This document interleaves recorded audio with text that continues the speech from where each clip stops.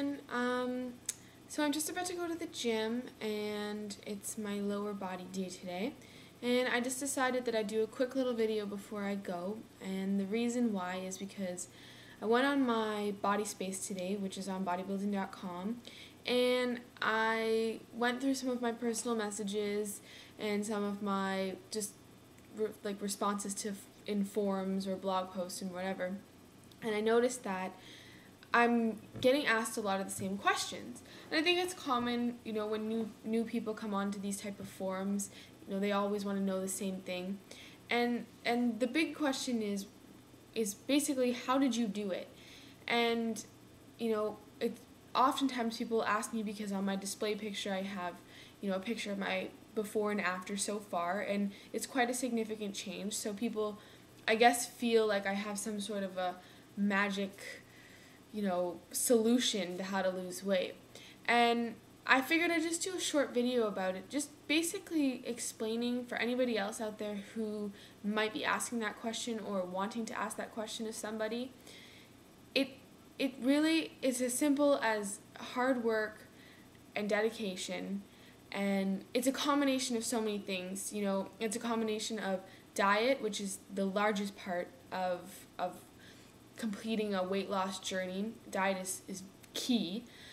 Training, motivation, and sometimes supplementation. And in my case, I find it's very important for me, especially in terms of energy, because I work out in the AM and the PM, and sometimes it's hard to have enough energy for either one of those sessions. So, that's kind of how I break it down to those 4 categories.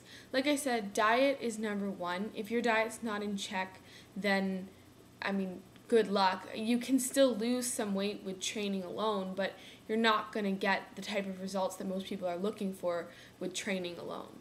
So get your diet in check, and by that I mean figure out your calories, figure out what your body needs to maintain its weight, and then deduct, or what I do, my rule of thumb is you figure out what your maintenance caloric intake is, and then you minus 500 calories every day. And the reason why you choose 500 is because in 1 week, if you drop down 500 calories every day, that equates to 3,500 calories less than what you would have been taking in, and 3,500 calories equates to 1 pound of fat. So if you do something like that, you can lose about a pound a week. It's healthy to do about 1 pound to 2 pounds a week, but anything more than that is generally speaking not so healthy. Now, if you've got a lot of weight to lose, like 100 plus or whatever, then you'll probably end up losing a little bit faster than that, and that's okay. So like I said, figure out your calories, how much do you need to start to drop fat, and then figure out your macros, and that's how much protein do you need, how much carbohydrates do you need, how much fat do you need, stuff like that. If you're looking for any resources, go to bodybuilding.com. They've got some great articles on calculating your calories and macros, even on the forums. I know in the women's section, under the nutrition and diet section, there's a bunch of stickies at the top that teach you how to calculate your macros and your calories. So start there. Then once you've got a good diet under control, that's when you want to move into training. Coming up with a good training plan. How often are you going to work out every week? What is your focus? What kind of body do you desire?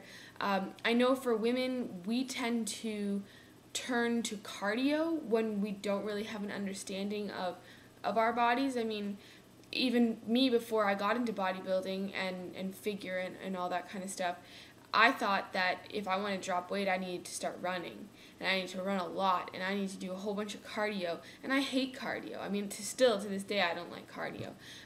But that's not the case. The best results come when you start lifting, and heavy lifting, not those Barbie dumbbells, 5 pounds or whatever. Like, I'm talking about lifting like a man.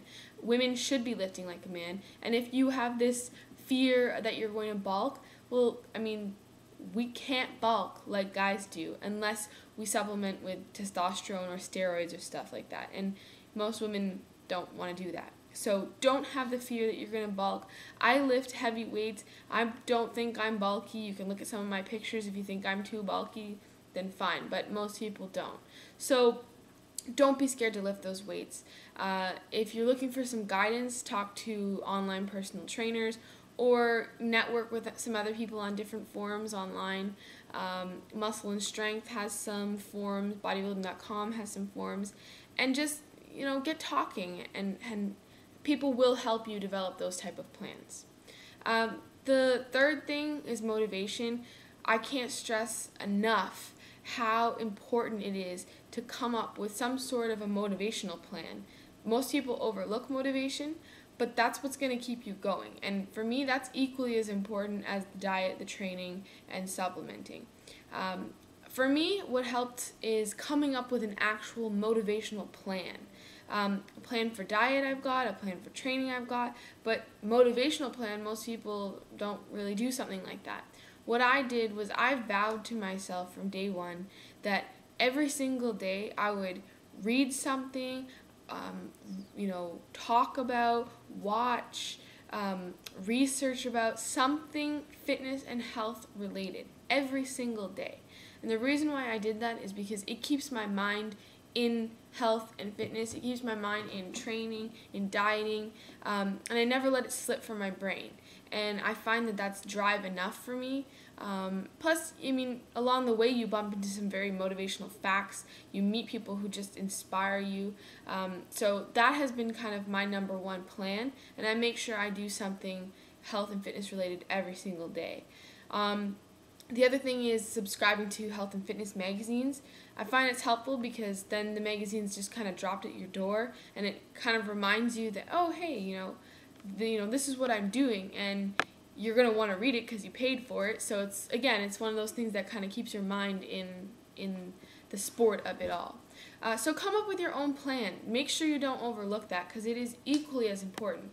Most people, when they try and start a journey like this, they lose focus, they lose motivation, and then they drop it. And all the work that they achieved, it goes away.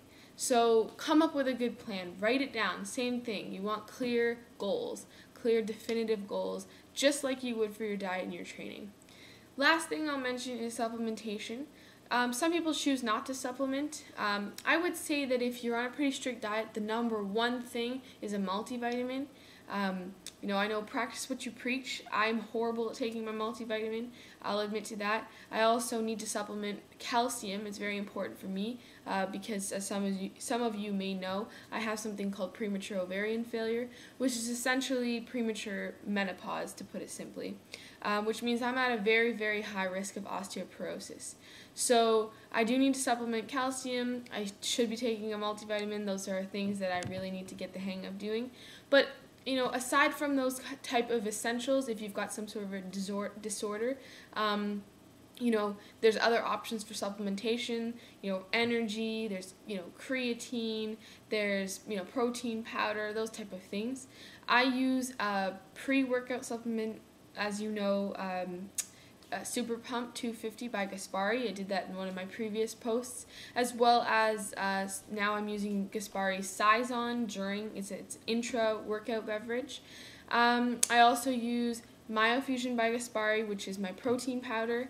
I have been using Lean Dessert as well, which I'm not too keen on, but it's okay. It's a protein powder nonetheless. What else do I take? Those are my three main supplements right now. I feel like I'm missing something. But anyways, there's so many different options out there. If you want to learn more about the different types of supplements that there are out there, there's tons of information on the internet. But supplements, basically, there's just kind of one key point I want to make about them, and that is you can't rely solely on supplements. Like a fat burner, for instance, some people will take it thinking it's just going to burn fat.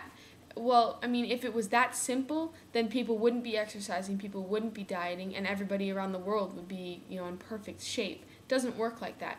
You can't just take a fat burner and sit on your butt all day and do nothing and eat junk. It doesn't work that way. It's got to be in combination with a strong diet and training plan. So that goes for any supplement. They're not going to work, they're not going to be effective if you don't have your diet and training in check as well. So, in looks like 10 minutes here, or however long I've been talking. In 10 minutes, I was able to break it down to you, what got me to where I am today. It's not rocket science. The fact of the matter is you've got to change this before you can change all of that. And, you've got to understand that there's no quick fix, there's no magic pill. It's hard work, it's dedication, it's consistency, and it's planning. And a little bit of sweat along the way. If you have any questions, just send me an email. You can click the Contact Me button at the top of my webpage, watchmemelt.weebly.com. I'm looking forward to hearing from anybody, but I just thought I'd do that little video just to kind of break it down, because I've had so many questions about how did I do it. Well, that's it in 10 minutes. So anyways, send me an email if you want to chat. Thanks for listening.